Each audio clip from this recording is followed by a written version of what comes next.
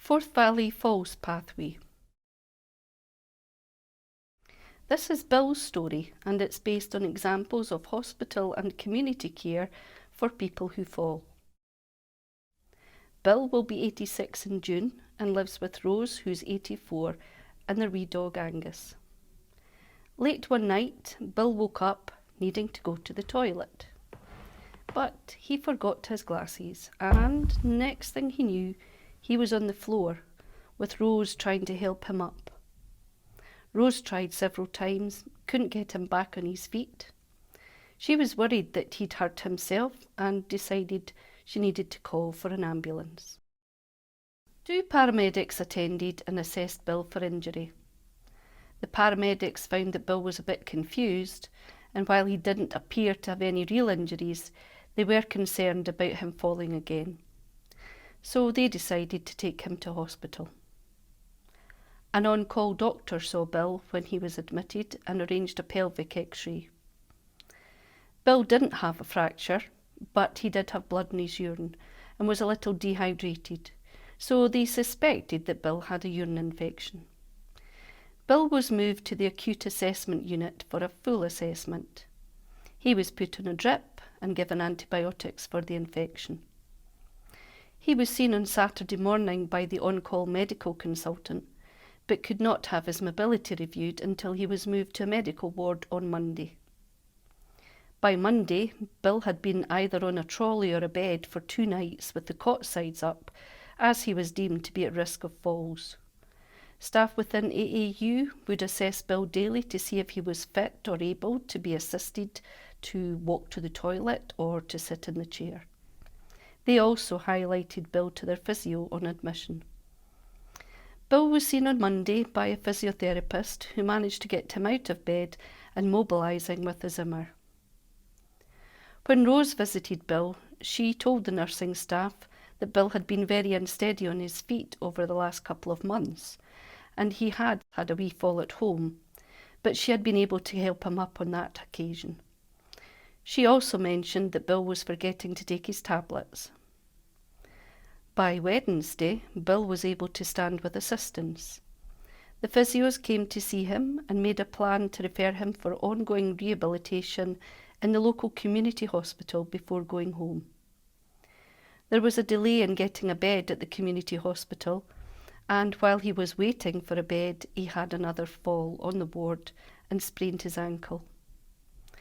This meant Bill spent even longer in the hospital ward, and on his 10th day after admission, it was decided he would probably require a care package.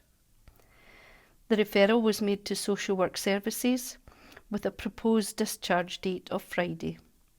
However, the package couldn't be put in place until the following Tuesday. Bill finally went home with a 3 times a day care package, but with no clear diagnosis of what was causing his falls or his memory problems. 6 weeks after returning home, Bill had a further 2 falls, and his memory was getting worse.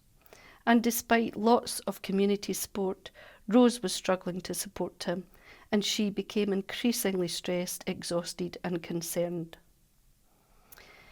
In order to give Rose a break, it was agreed that Bill go to a local care home for a period of respite.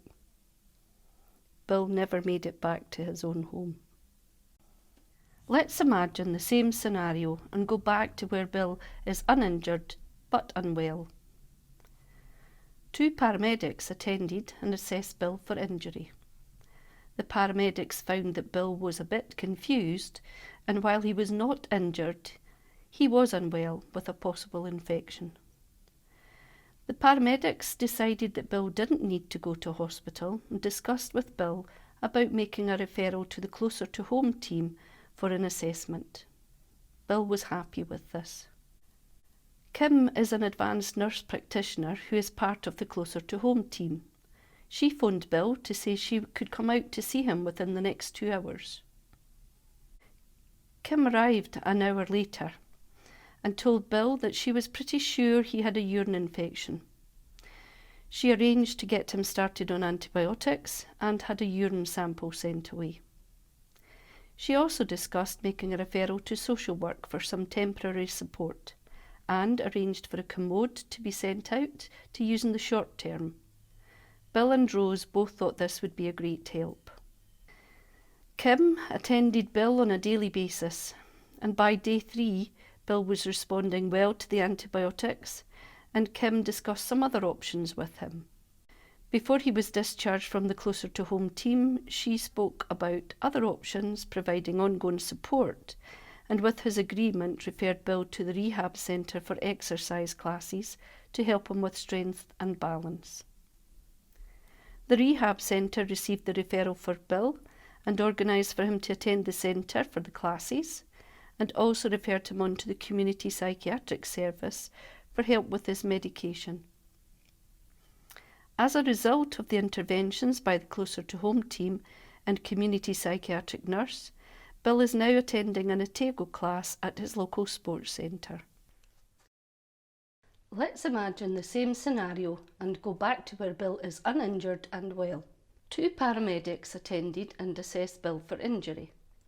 The paramedics found that Bill was not injured or unwell, but there was obviously a risk of falling again, and Bill and Rose would need help to get him back up. The paramedics decided that Bill did not need to go to hospital and discussed with Bill making a referral to the Mobile Emergency Care Service, known locally as MECS, for assessment for a community alarm. Bill agreed to this.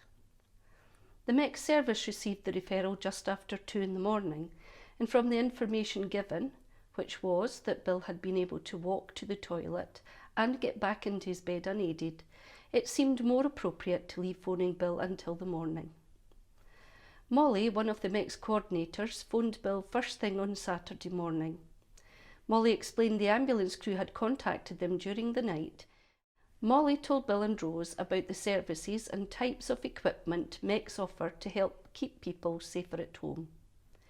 Bill had been unaware of the service and agreed to join MECS. Rose felt that the low cost of the service was well worth it for her peace of mind. On assessment, Bill admitted that he had fallen previously. Then Molly suggested a referral to the community rehab service, known as REACH, and this would be beneficial.